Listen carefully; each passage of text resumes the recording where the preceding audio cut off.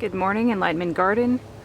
Doing another fig tasting. It is December, and I talk about a variety called Sen Jaume Gran. This is another scion that I put on in spring this year. I actually was able to do 2 grafts from one scion, so here's one, and then here's another. This by far is the most vigorous variety that I grafted on. You can see all the growth. This is just from 2 grafts. And this is a late ripening variety, so it put on an enormous amount of fruit set, and just now has ripened its first one. You can see that one did split. We have gotten some rain here. That one wasn't even close to ripening. Still quite hard and dry on the inside there. So apparently this variety can split. But up in here, we've got one that appears to be ripe, and you can see there is a little drop of honey coming out of the eye. So this should be fairly syrupy once we cut this open. So let's try this one out. This will be my first time trying this variety. Here's the leaf pattern on this fig variety. Take a closer look at the fig itself. It's fairly squat. Doesn't have a neck to it, just a stem there. It does have a small open eye. Skin is yellowish to greenish. Does have some spotting of brown to it. Might be some sugar spots there.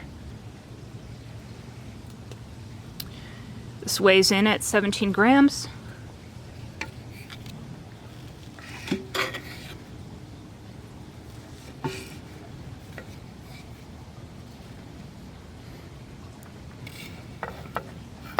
Kind of stuck to the knife there.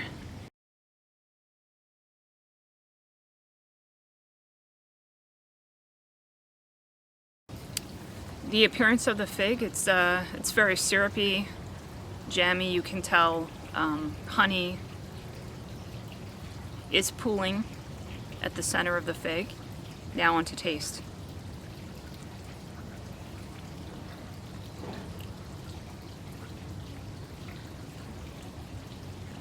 The skin definitely is a little thicker, a little tougher. It's not delicate, you definitely notice it. The taste on this fig is quite unusual. There really isn't all that much berry flavor to it. I actually, if anything, would say this tastes like candied watermelon.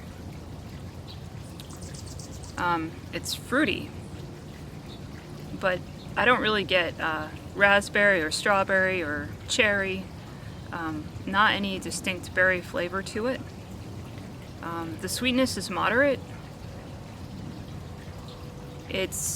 It's on the lighter side, actually. I would say it's not very complex. The pulp itself, fairly light. It's not a real dense fig. It's a tasty fig. If you're looking for something with intensity, it's not going to be on par with figs like Socorro Black, Martinenca Ramada, Borgesade Gris, Panache Tiger, even Smith. Does not have that kind of intensity to it. It's very moderate. It's on the milder side. Certainly it still imparts a nice taste, but it doesn't have any strong berry flavor to it. It is very nice on the amount of syrup and honey that it gives off. It's a very sumptuous tasting fig.